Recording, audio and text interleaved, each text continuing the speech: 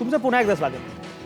आपण चर्चा करतोय नक्की काय आहे केंद्रीय अर्थसंकल्प, खरंच फसवा आहे, आभासी आहे की प्रत्यक्षामध्ये काही चांगलं घडणार आहे. आणि ही सगळी चर्चा सुरू असताना ब्रेकवर जाण्यापूर्वी गोविंद पटवर्धनांनी काही महत्त्वाचे मुद्दे उपस्थित केले. त्यातला एक मुद्दा जो आहे तो आहे की अभय कोणाला, काळा पैसा ज्यांच्याकडे आहे त्यांना तुम्ही अभय देणार का, असा प्रश्न गोविंद पटवर्धनांनी विचारला. त्यांनी तो विचारणं जास्त महत्त्वाचं याचं कारण असं की ते कुठल्या राजकीय पक्षाचे प्रवक्ते नाहीत, ते कररचनेचे अभ्यासक म्हणून त्यांना चिंता वाटली. कॉम्रेड प्रकाश रेड्डी, हाच मुद्दा घेऊन मला तुमच्याकडे यायचा आहे.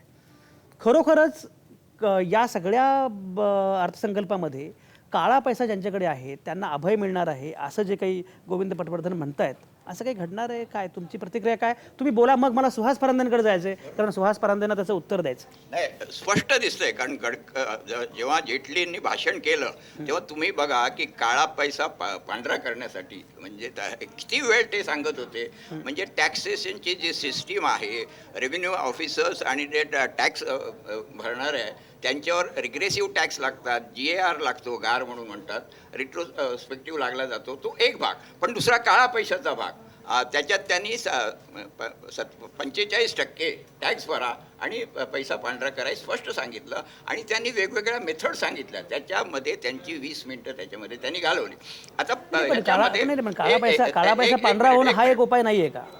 मुळेच नाही. ते देशद्रोही आहे, देशाला दगा दिलाय, त्यांनी काळा पैसा तयार केलाय, हवाला रॅकेट्सनी बाहेर नेऊन ठेवलाय आणि खोट्या कंपन्या करून तो पैसा इकडे आणतायत आणि त्यांनी संबंध राजकारण आणि संबंध हे अर्थकारण करून टाकले. स्पष्ट करतो. एक फक्त माझा मुद्दा की काळा पैसा काही केवळ माफियांचा असतो असं नाही. ज्यांनी तो दडवलेला आहे, लपवलेला आहे बेहिशेब, तोही काळा पैसाच आहे ना. माफियाने नाहीच, माफियाचा तर आहेच, तो तर त्यांची दाऊद लावण्याची हिंमत नाही. पण कॉर्पोरेट सेक्टरनी काळा पैसा तयार केलेला आहे. कसा मी सांगतो, बँक्सचे जे NPA आहेत ते NPA ऑफिशियल डिक्लेरेशन RBIच्या प्रमाणे 1,15,00,000 इतके आहेत.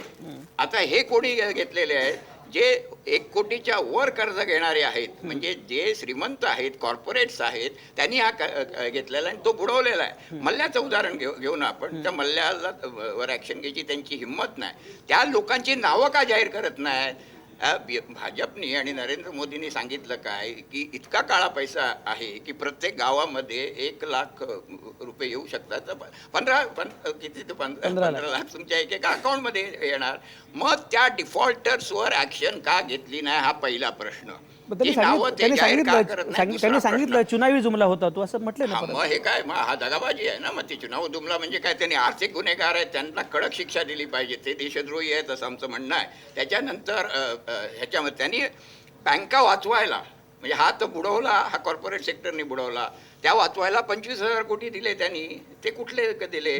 इनडायरेक्ट टॅक्सेस तुमच्या आमच्या खिशातनं जे आलेले आहेत पैसे, आणि ते नेहमी दर बजेटला वाढवतात, त्याच्यातनं हे पैसे दिलेत आणि वरती काळा पैशासाठी स्कीम तयार करतात. म्हणून आता जेटली म्हणजे अभिमानाने सांगतात ते अर्थशास्त्रज्ञ की अभिमानाने म्हणजे खरं खोटं आहे ते, की आम्ही 3.5%च त्याच्यामध्ये डिफिसिट ठेवू. हे डिफिसिट कुठनं भरून काढणार?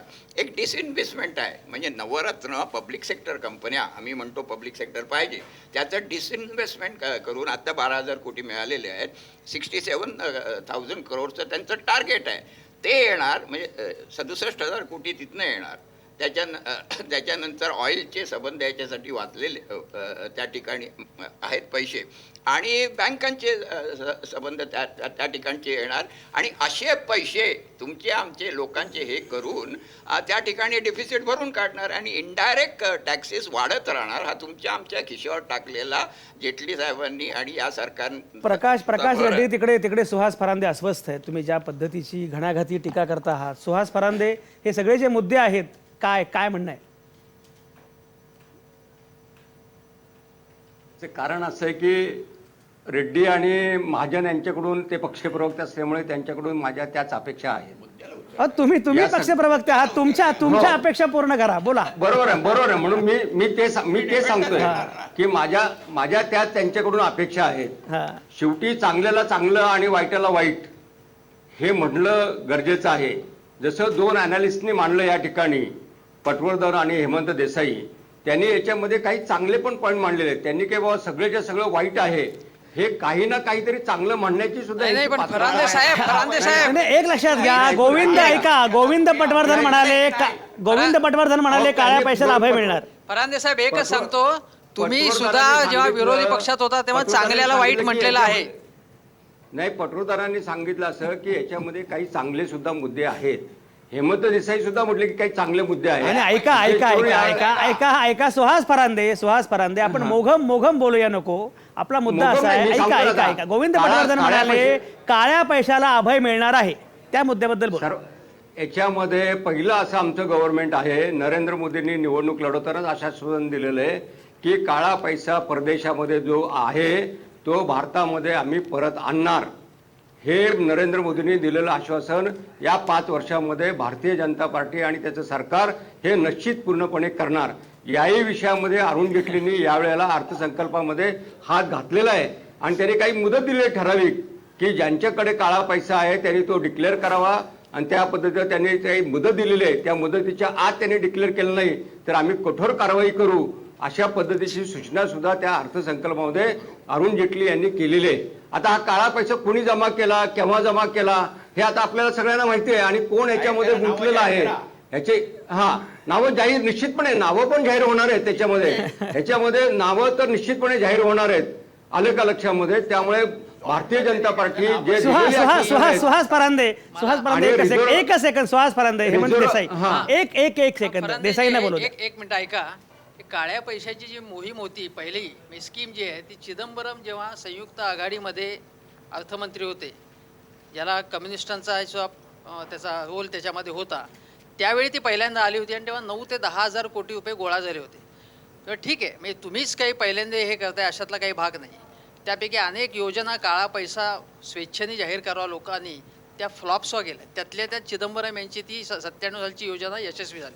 दुसरी गोष्ट म्हणजे परदेशामधनं जो काळा पैसा आणायला पाहिजे, तुम्ही म्हटलेलं होतात की प्रचंड प्रमाणामध्ये तो पैसा येईल, पण गेल्या वर्षीचं जे टार्गेट होतं, काही तुम्हाला लाखो कोटी रुपये तिथे आहेत परदेशामध्ये असं तुम्ही म्हणताय, 4-5 लाख कोटी रुपये परदेशामध्ये आहेत पाठवलेले, तर त्यापैकी फक्त 6-7 हजार कोटी रुपये फक्त मिळाले गेल्या वर्षी. म्हणजे 6-7 हे पिनट्स आहे, काहीच नाही ती 6-7 हजार कोटी रुपये. शहा कमिटी तुम्ही नेमली, शहा कमिटीने काय रेकमेंडेशन्स केल्या काळा पैसा आणण्यासाठी? हवालामार्फत जर जातो किंवा जो शेअर बाजारामध्ये मोठ्या प्रमाणामध्ये काळा पैसा पार्टिसिपेट पी नोट्सच्या माध्यमातून इन्व्हेस्ट केला जातो, त्याचा कुठे शोध घेतला तुम्ही बिग बिझनेसमधले ज्यांच्याकडे काळा पैसा आहे भारतीय जनता पार्टीची या नाही ऐका अशा किती लोकांना तुम्ही टार्गेट केलं, किती कंपन्यांना तुम्ही टार्गेट केलं आणि काळा पैसा जनरेट होऊ नये म्हणून गोपीनाथ मुंडेच म्हणाले होते 8 कोटी रुपये मी खर्च केला, त्या अर्थातच तो काळा पैसा होता. त्या खुलाशाला काही अर्थ नव्हता, ते त्यांनी तो खुलासा केला, ठीक आहे, पण लोक काय समजायचे ते समजतात. तेव्हा तुम्ही यामध्ये निवडणुकीच्या फंडिंगच्या याच्यामध्ये काही बदल व्हायला पाहिजे, यासाठी तुम्ही काय आणलं का? काळा पैसा कशामुळे जनरेट होतो हे तुम्ही लक्षात घ्या ना. एक तर गुंतागुंतींची कर प्रक्रिया असते, मुख्य म्हणजे तुम्ही DTC आणला का, म्हणजे प्रत्यक्ष कर संहिता आणली का? तुम्ही आणली नाही. GST ऑपोजिशनचं सहकार्य पाहिजे, तर तुम्ही ऑपोजिशनला टार्गेट करता. सोनिया गांधी, राहुल गांधी यांच्यावरती सतत टीका करायची. तुम्हाला त्यांचं ऑपोजिशन हवं असेल, तुम्हाला सहकार्य हवं असेल तर थोडं पॉलिटिकल शहाणपण दाखवायला लागतं, थोडंसं एक व्यवहारही बघायला लागतात, ते तुमच्याकडे व्यवहार सुद्धा नाही. हेमंतजी एक सेकंद बोला, सुहास परांदे बोला. नाही, हेमंतराव, GSTच्या बाबतीमध्ये आपल्याला माहिती आहे की मागच्या संसदेच्या अधिवेशनामध्ये भारतीय जनता पार्टीने हा प्रयत्न केला होता. किंबहुना भारतीय जनता पार्टीचे नेते सोनिया गांधींना जाऊन भेटले, परंतु मध्यंतरीच्या काळामध्ये लगेच नॅशनल हेरॉल्ड सांगितलंय ना 18% तुम्ही त्यांनी ऐकून तर घ्या. नॅशनल हेरॉल्डच्या प्रकरणामध्ये त्यांना कोर्टामध्ये हजर राहण्यावर लागलं, त्यामुळे त्यांनी याच्या पुढची बोलणी त्यांनी बंद केली. आलं का लक्षामध्ये? त्यांनी सुहास परांदे एक सेकंद सुहास परांदे, तुम्ही विषयांतर ऐका. मी GST या विषयावरच बोलतोय. तुम्हाला नाही. हेमंत देसाई, रत्नाकर महाजन एक सेकंद सुहास परांदे GST विषयावर बोलत तुमचं मी ऐकलं. रत्नाकर महाजन बोला, काय म्हणणं आहे?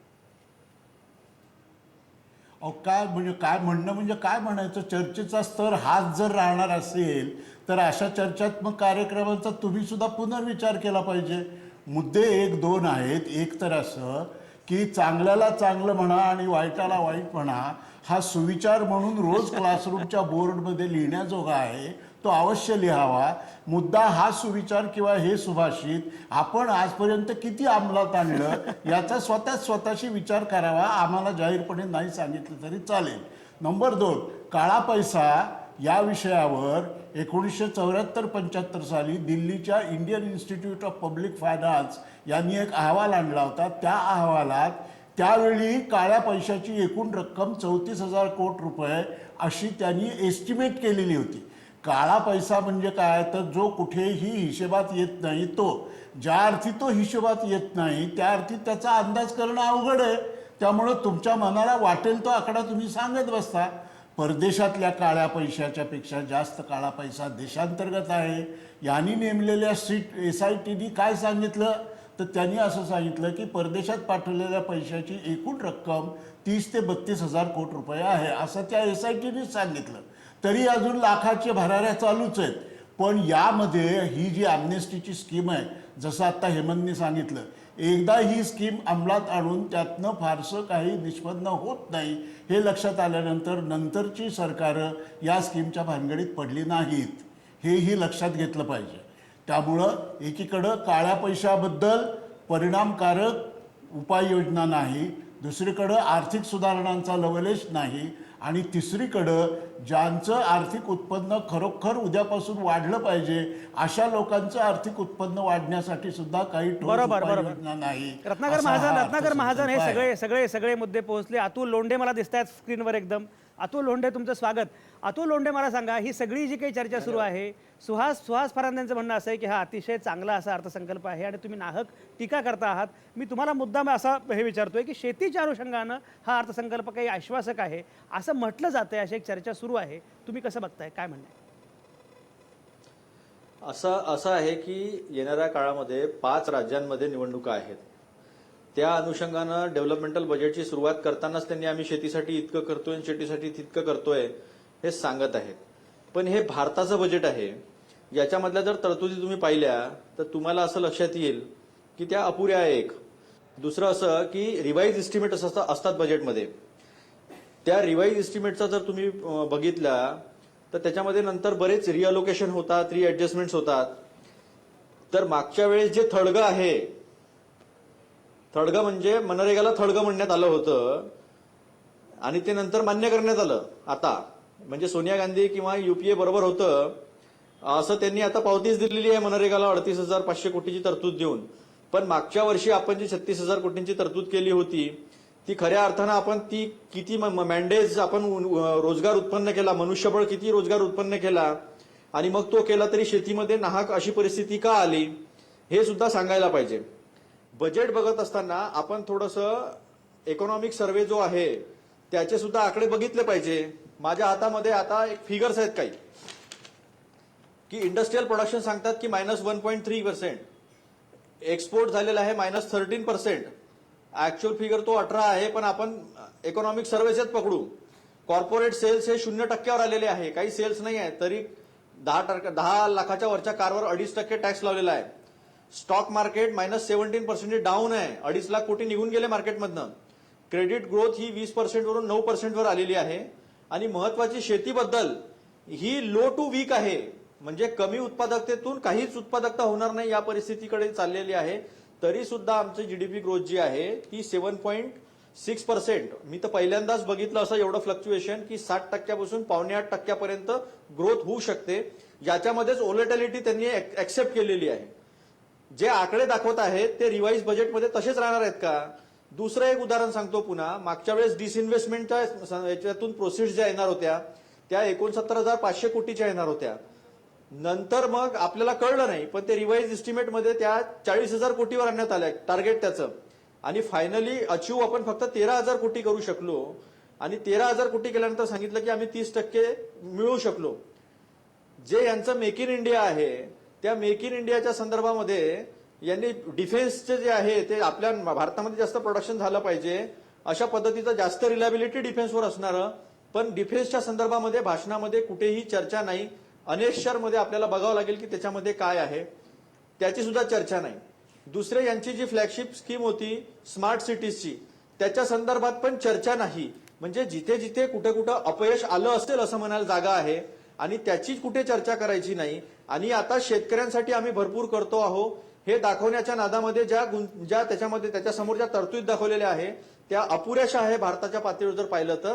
पण एक आहे असं वाटतं की हे गडकरींच्या रस्त्यांचं बजेट आहे एवढं मात्र आपण म्हणू शकतो, कारण त्याच्यावर त्यांनी पुष्कळ तरतूद केलेली आहे. अच्छा अच्छा अच्छा. हेमंतजी मला एक सांगा, हे बजेट नक्की कोणाचं आहे? म्हणजे गडकरींचं आहे असं अतुल आता म्हणाले, प्रकाश रेड्डीसुद्धा म्हणाले.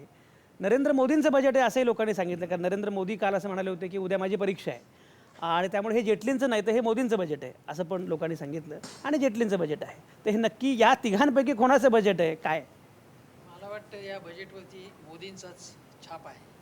याचं कारण काय की ते skill India, digital India, make in India यासाठी काही स्टार्टअप इंडिया, स्टँडअप इंडिया हे जे काही त्यांचं आहे ते या लोकांचा एक भर आहे की चांगलं ब्रँडिंग करायचं, पॅकेजिंग चांगलं करायचं, चांगले ॲडव्हर्टाइजमेंट करायची त्याची. यामध्ये ते खरोखरीच ते निपुण आहेत असं म्हणायला पाहिजे.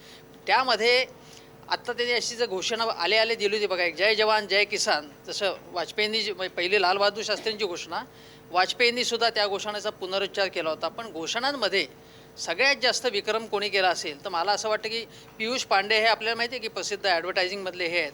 तर पॉलिटिक्समधले चांगल्या प्रकारचं ज्यांना जाहिरात तज्ज्ञ असं म्हणता येईल हे मोदी आहेत ते. आणि मोदी असल्यामुळे ती जाहिरात कशी असते की आत माल तसा असेल असं त्याची बहुतेक शक्यता कमीच असते त्याची. तशा प्रकारचं हे बजेट आणि मोदींचा याच्यावरती छापा आहे. पण सगळ्यात महत्त्वाचा मुद्दा म्हणजे असं आहे की याच्यामध्ये आहे शेती क्षेत्रावरती भर दिलेला आहे, ग्रामीण इन्फ्रास्ट्रक्चरवर दिलेलं आहे. काहीच केलेलं नाही असं टोकाचं किंवा एकांगी मी बोलणार नाही. काही चांगले हे आहेत की सेंद्रिय शेतीला प्रोत्साहन आहे त्याच्यामध्ये, किंवा गॅसचा घरोघरी गॅस जावा की ज्याच्यामुळे प्रदूषण कमी होईल. आणि त्याला आपण आंतरराष्ट्रीय करामध्येच जे करार झाले त्यामध्येच आपण वचन दिलं की प्रदूषणाचं आपण आपले मापदंड कसे असतील त्याप्रमाणे प्रदूषण पातळी कशी आणणार, हे चांगल्या गोष्टी आहेत. पण आश्चर्याची गोष्ट म्हणजे याच्यामध्ये आत्ता जे अतुल लोंढे म्हणाले की संरक्षण क्षेत्राचा म्हणजे राष्ट्रभक्ती, देशप्रेम, जवानांचं प्रेम हे याच लोकांना आहे असं जे म्हणतात. पाकिस्तानपासून आम्हाला धोका आहे, चीनपासून आम्हाला धोका आहे, आम्ही तिथे धडका मारू, लाहोरपर्यंत वगैरे जे घोषणा करतात त्याचं कुठे याच्यामध्ये प्रत्यंतर नाही. एक तर डिफेन्समध्ये देशीकरण करायचं, फॉरेन इन्व्हेस्टमेंट मोठ्या प्रमाणामध्ये आणायची अशा घोषणा झाल्या आणि बजेटपूर्वी फार मोठ्या प्रमाणावरती इन्व्हेस्टमेंट आणण्याचा प्रयत्न झाला. त्या दिशेने काही प्रयत्नसुद्धा चाललेले आहेत. पण मग संरक्षण क्षेत्रामध्ये आपल्याला विशेषतः बरोबर हे सगळे मुद्दे महत्त्वाचे. माझ्याकडे शेवटची 4 मिनिट आहेत, त्यामुळे अगदी ज्या नामवंतांना मी विचारेन त्यांनी अगदी थोडक्यात उत्तर द्यावं अशी विनंती आहे. गोविंद पटवर्धनांना काहीतरी बोलायचं. गोविंद पटवर्धन बोला. नाही, मगाशी एक विषय अर्धवट राहिला की जो काही गोष्टी स्वागतार्ह आहे असं मी म्हटलं होतं, परंतु तो विषय अर्धवट राहिला. तर त्या स्वागतार्ह गोष्टीचे देखील आपण स्वागत करूया, अगदीच निगेटिव्ह नाही आहे. त्यातला पहिली जी गोष्ट आहे ती जवळजवळ 33 लाख लोकांना फायदा होणार आहे असं त्याच्यात म्हटलेलं आहे.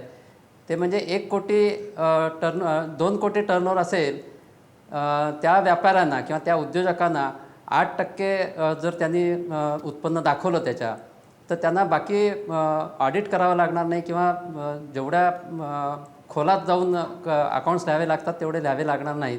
ही थोडी सवलत दिलेली आहे, ती छोट्या व्यापाऱ्यांना किंवा मध्यम आकाराच्या जे व्यापारी आहेत त्यांच्या फायद्याची आहे ती.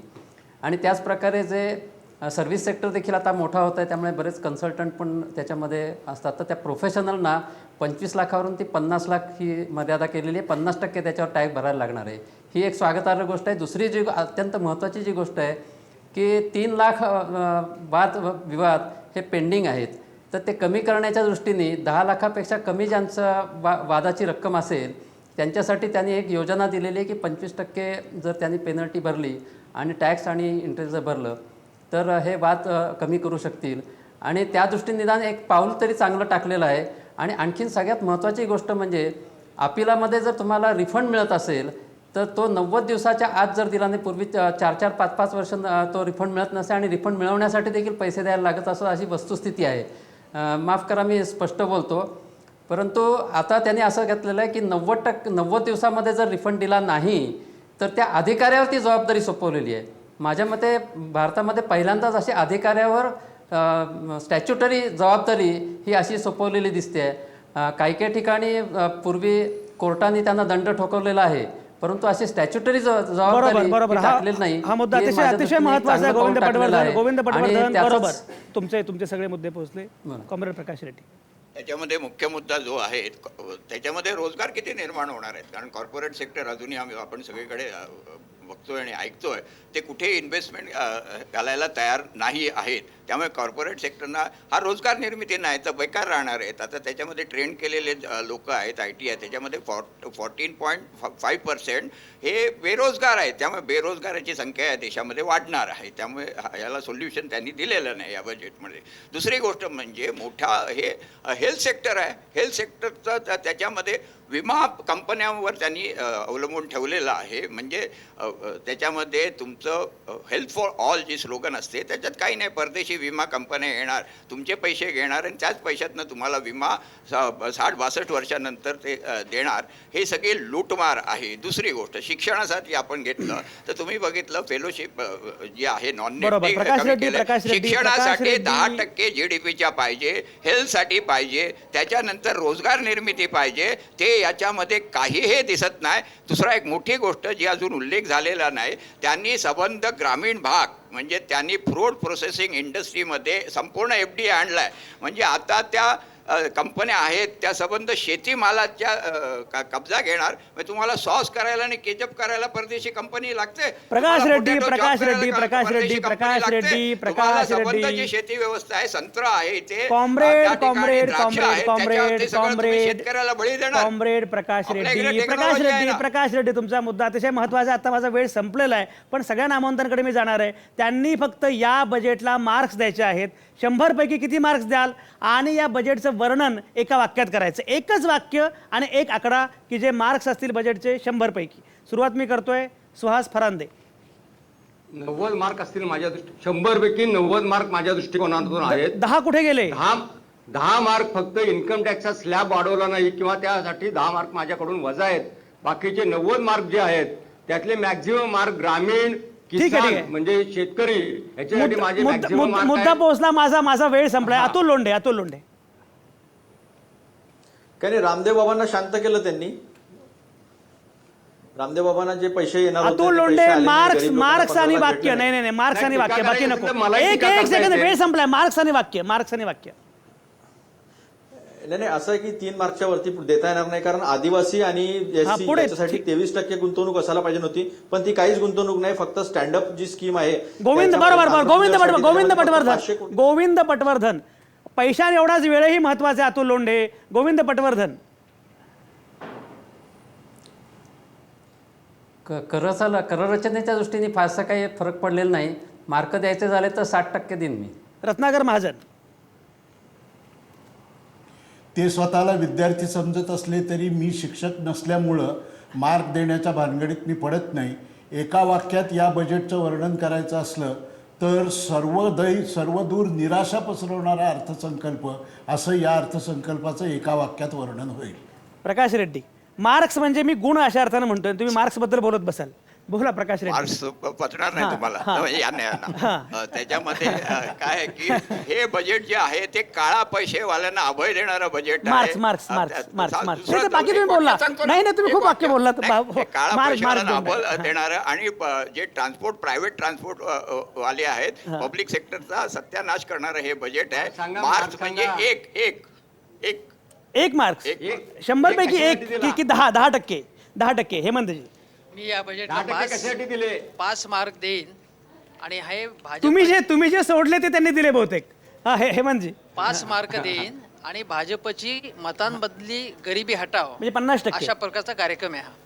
एकूण सगळ्यांची मतं काही असली तरी सगळ्यात महत्त्वाचं म्हणजे एकूण या बजेटच्या अनुषंगानं ज्या गोष्टी पुढे येत आहेत त्यामध्ये एक महत्त्वाची आहे ती अशी की एक चांगली संधी होती पण ती संधी मात्र गमावलेली आहे. आणि जरी शेतकरी ग्रामीण विकास किंवा काय याच्याबद्दल चर्चा होत असली तरीसुद्धा प्रत्यक्षात त्या क्षेत्रांसाठी सुद्धा हे बजेट पुरेसं नाही आहे.